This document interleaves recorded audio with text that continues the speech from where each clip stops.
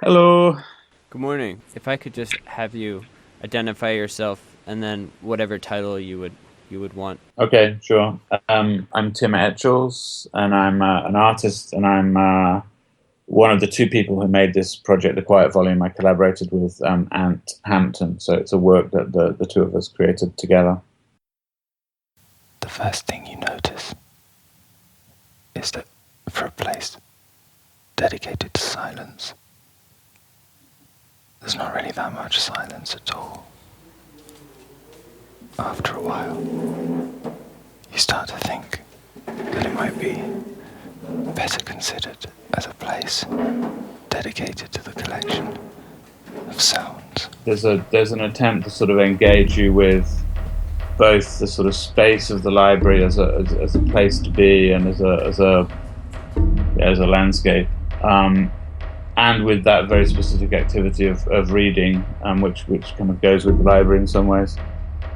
Open the red notebook at the first page. Pretend to read.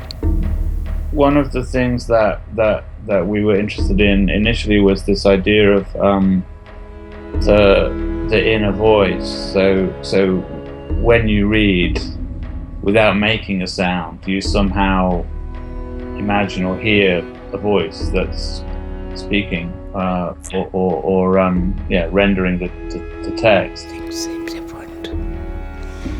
The sense of pace and of time. Not so much the choice of words, but the energy, the voice, the rhythm. Things here feel familiar and at the same time alien. Like the experience of returning to a house after there's been some kind of intrusion.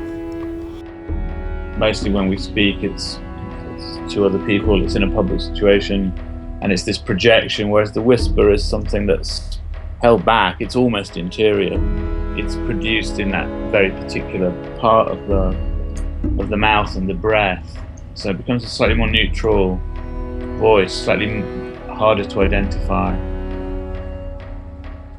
You know, in the beginning, we knew that the piece would be a kind of burrowing into a number of different books, but we didn't know which, and we didn't really know what the criteria for that would be. So we started looking at different novels, different books for example, descriptions of sound experiences, because we were very interested in sound. So, or perhaps we were looking at certain points for material that was very focused on colour, so white, for example.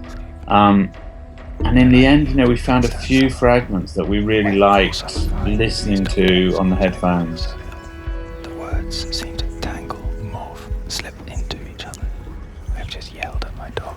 She's lying on the bed and has covered herself with a blanket. With all this heat, she will soon start barking. No matter. I'll feed her later.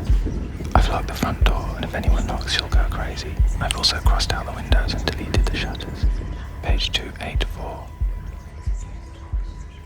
You know, the book or the text is a sort of very solid object in one way. It's very fixed, very evocative arrangement of words, but also it's a slippery object, you know, something that changes or can change according to these very small interventions that we make. It's interesting how we unpack language, and we unpack it at great speed, don't we? If I say there's a house by the road, you know, you pretty immediately get a picture from those, you know, 5 or 6 words.